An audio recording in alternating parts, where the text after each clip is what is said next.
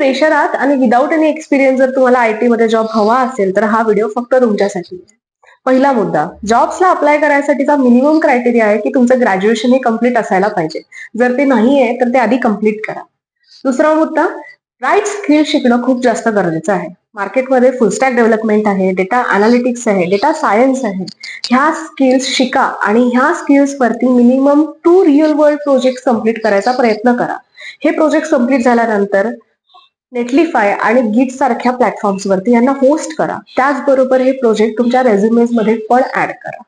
नंतरचा मुद्दा म्हणजे जर तुम्हाला इंटर्नशिपची ऑफर मिळत असेल आणि जरीही ती अनपेड असेल तरीही ती ऍक्सेप्ट करा.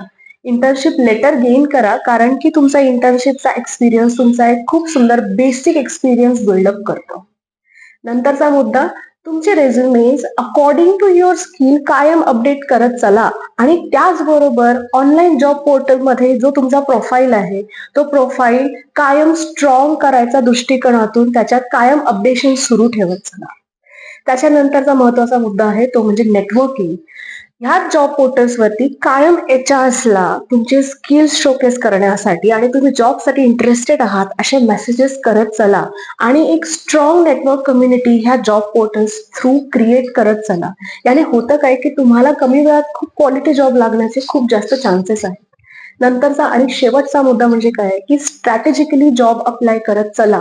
म्हणजे according to the job description तुमच्या रेझ्युमेज मध्ये तुम्ही कायम चेंजेस करत चला आणि त्याचबरोबर तुम्ही जे इंटरव्ह्यूज अपियर करत आहे त्या प्रत्येक इंटरव्ह्यूज मध्ये केलेल्या चुकांमधून शिकत चला आणि त्या चुका पुढच्या इंटरव्ह्यूजला रिपीट करू नका. असेच इन्फॉर्मेटिव्ह व्हिडिओ जर तुम्हाला हवे असेल तर टेक फ्युजनला फॉलो करा आणि ह्या व्हिडिओला लाईक करा.